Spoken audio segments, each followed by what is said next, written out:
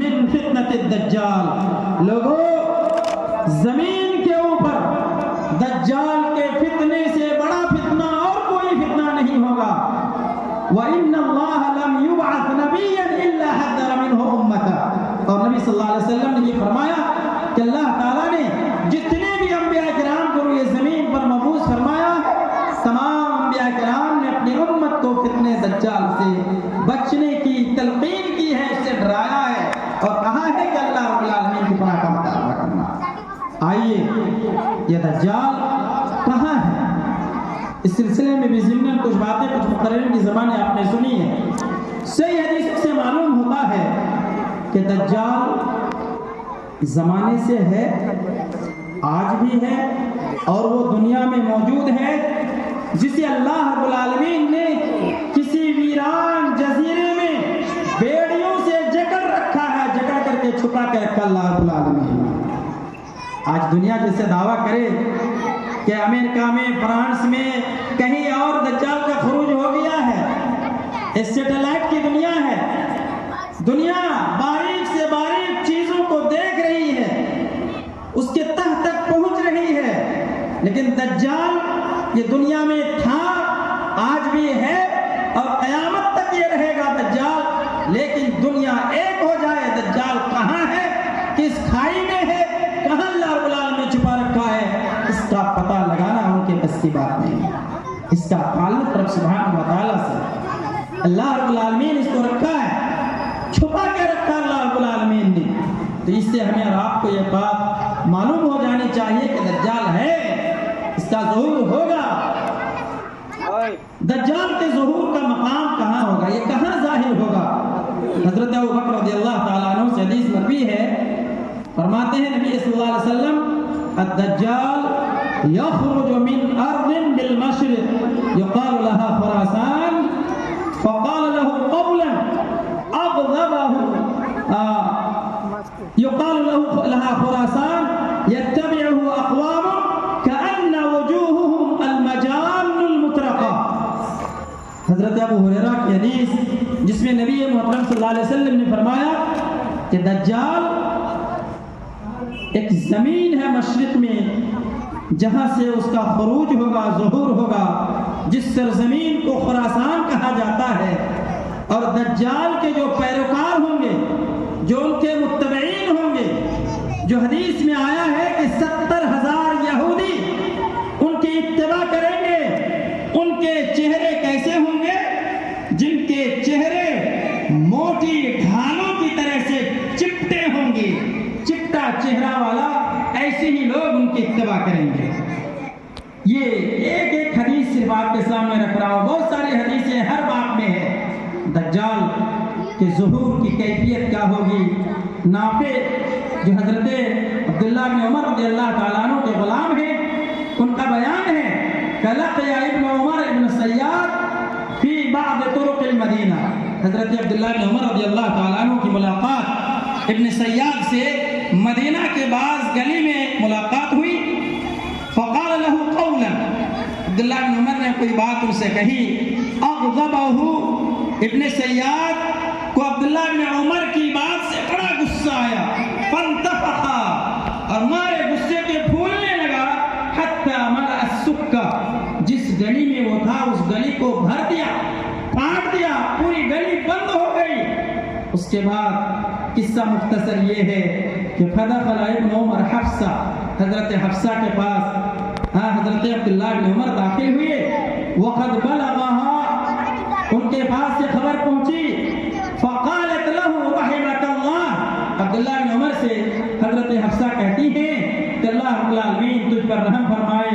ما رأيت ابن السیاد اما علمت ان رسول اللہ صلی اللہ علیہ وسلم قال انما يخرج من غضبه يغضبها.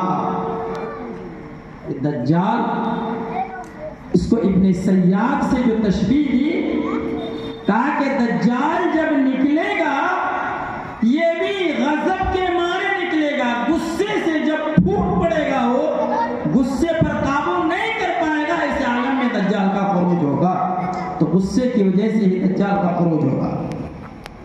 اوصاف کے بارے میں بات آئی کہ کہ دجال کی شکل کیا ہوگی، اس کے اوصاف کیا ہیں۔ ایک ایک جملہ میں نے حدیث کا لیا ہے۔ پہلی چیز دیکھیے، اعور العین الیمنی، داہنی آنکھ اس کے یہ کانا دائیں آنکھ سے اس کو نظر نہیں آئے گا، کأنها عنبۃ طافیہ، اس کی آنکھ ایسی ہوگی جس سے اس کو نظر بھی نہیں آئے گا، پھولا ہوا انگور کا دانہ ہو۔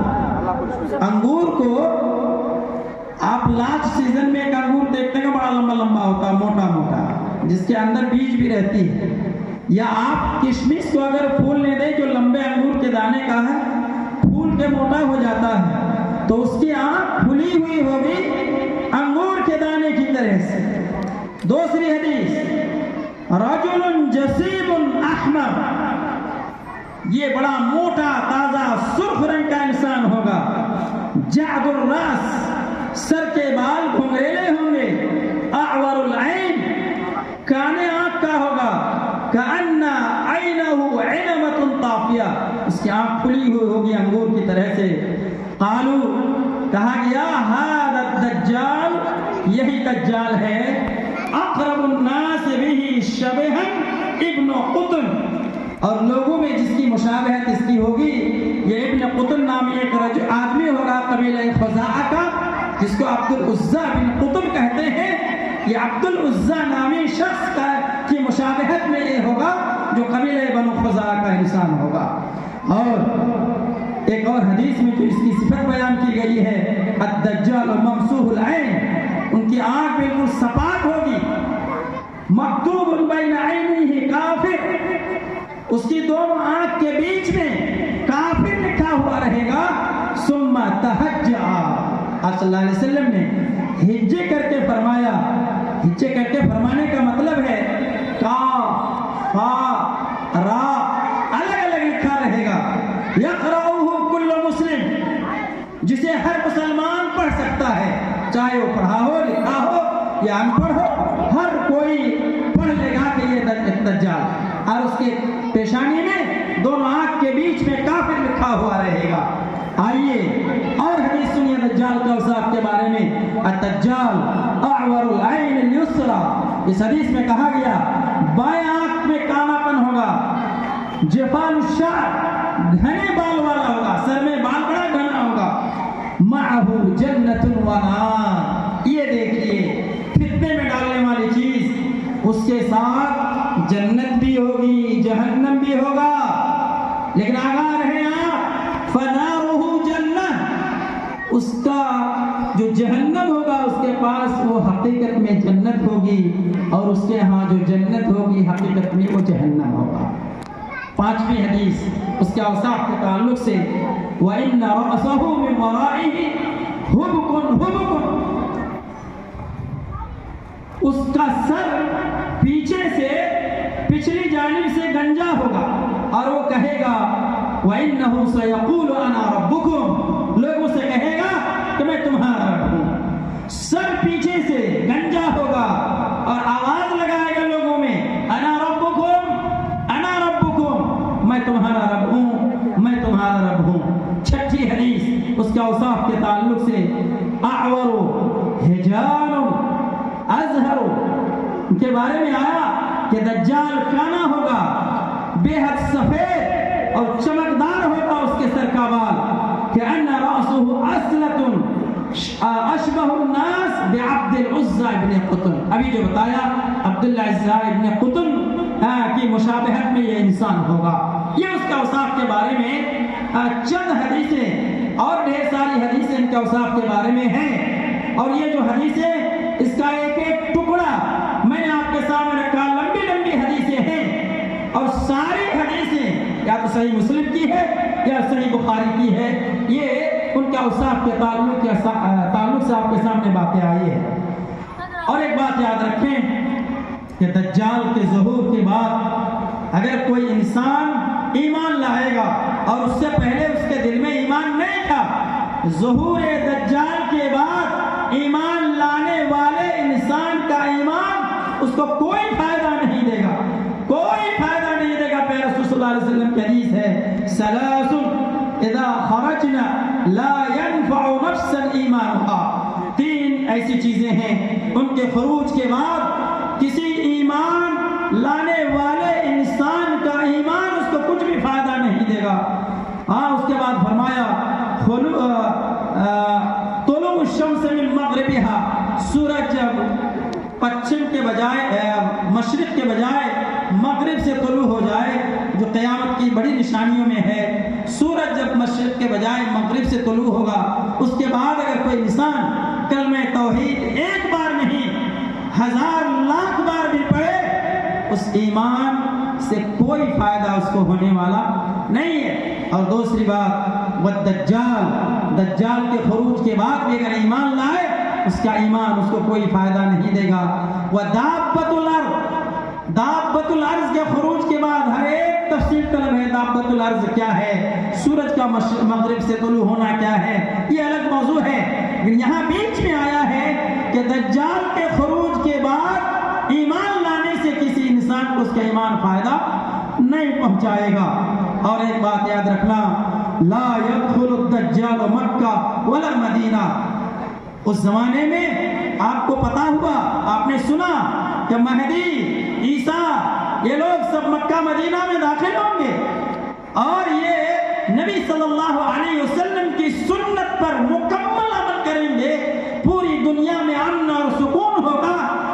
حتیٰ کہ امن اور سکون کی بات کو اس حد تک لکھا ہے لوگوں نے، لا یوقظ نائما، کوئی انسان اگر اپنی نیند سو رہا ہے، اتنا امن ہوگا، اتنا سکون ہوگا پوری دنیا کے اندر کہ اگر کوئی انسان سو رہا ہے آرام کی نیند، اسے بھی کوئی جگانے والا نہیں ہوگا.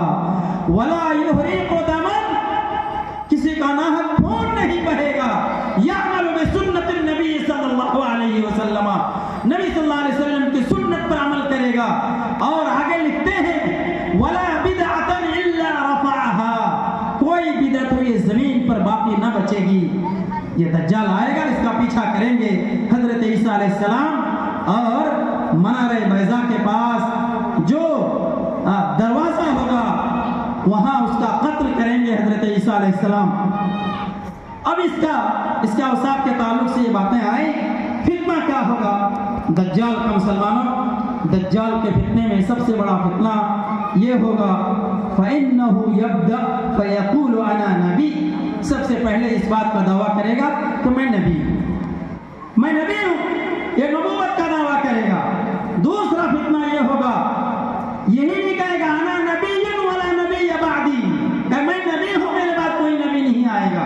جبکہ عیسیٰ علیہ السلام آ کر کے اس کو قتل کریں گے، اس کو قتل کریں گے. اور دوسرا جو فتنہ، اس کا عظیم فتنہ ہوگا، وہ اس بات کا بھی دعویٰ کرے گا، بیٹھے گا کہ میں خدا ہوں. ثم یثنی حتی یقول انا ربکم. دوسرا دعویٰ یہ ٹھوک دے گا وہ کہ میں تمہارا رب بھی، میں تمہارا رب بھی ہوں. دجال، اس کے فتنے میں کیوں پڑیں گے لوگ؟ اس سلسلے میں آپ اس بات کو جانیں. کچھ باتیں آپ کے سامنے میں کہنے جا رہا ہوں. آپ کو لگے گا کہ جب ایسی بات ہے ہم اس پر کیوں نہیں ایمان لائیں گے؟ حدیث کی بات ہے، صرف میں ترجمہ رکھتا ہوں. دجال کو پہلی بول دیتا ہوں کہ دجال کو اللہ تعالیٰ کی طرف سے ایسی قوت اور طاقت حاصل ہوگی، وہ اللہ تعالیٰ ہی دے گا اس کو. چونکہ میں نے شروع میں بتایا تھا کہ اللہ تعالیٰ اپنے ایمان والے بندوں کو قیامت تک آزماتا رہے گا. ایسی قوت عطا کرے گا اللہ رب العالمین دجال کو کہ وہ جب چاہے گا کیا کرے گا، اپنی طاقت اور قوت کے بلبوتے پر ٹھنڈی ہوائیں چلائے گا، سخت گرمی میں بارش برسائے گا جہاں چاہے گا، لوگوں کی زمین میں پیداوار اچھی لائے گا اور ہر قسم کے غلے اگائے گا. غرض ہے کہ لوگوں کو گمراہ کرنے کے لیے جتنے حق کنڈے ہوں گے وہ سارا حق کنڈا وہ اپنا لے گا، کوئی کسر نہیں چھوڑے گا. اور جو ان کی بات کو مانے گا اس کو جنت دکھائے گا، جو اس کی بات مان لے گا اور اس کی جنت میں گھس گیا وہ جہنم میں چلا گیا. اور جو لوگ اس کی بات نہیں مانے گا، اس پر بارش نہیں برسائے گا، اس کو قحط سالی میں مبتلا کرے گا، ان کے لیے گرم ہوا چلائے گا، ان کو ٹھنڈی ہوا بھی نہیں دے گا، اور نہ ماننے کی پاداش میں اس کے جہنم میں ڈالے گا، اور جب جہنم میں ڈالے گا وہ انسان جنت میں چلا جائے گا۔ یہ اس کی آزمائش ہوگی، یہ اس کا فتنہ ہوگا۔ اس فتنے سے ہمیں اور آپ کو پنجگانہ نماز میں بچنے کے لیے رب العالمین کے حبیب جناب محمد رسول اللہ صلی اللہ علیہ وسلم نے بڑی پیاری دعا دی ہے، اللہم انی اعوذ بک من فتنۃ المسیح الدجال، کہ اللہ تیری پناہ چاہتا ہوں دجال کے فتنے سے۔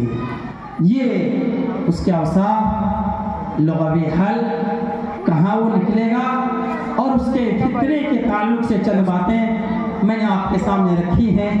میرا وقت بھی ختم ہو گیا ہے، پرچی بھی میرے ہاتھ میں آ گئی ہے، بس ہم آپ سب مل کر کے دعا کریں، بچوں کو نمازی بنائیں، اور نماز میں جو دعائیں ہم آپ پڑھتے ہیں مسلمانوں، جو بھی دعا پڑھیں، آپ کوشش کریں کہ ان دعاؤں کے معانی اور مفہوم کو جانیں، سیکھیں۔ آپ کے سیکھنے کے لیے کوئی عمر نہیں ہے، بڑھاپے تک آپ سیکھتے رہیں، قبر تک آپ جب تک نہ چلے جائیں، آپ علم کو حقیر نہ جانیں، سیکھتے رہیں۔ علماء کرام سے پوچھیں، آپ کے پوتے کی عمر کا عالم ہے، پڑ پوتے کی عمر کا عالم ہے، لیکن عالم ہے اور آپ جانتے نہیں ہیں، سیکھیں ان سے۔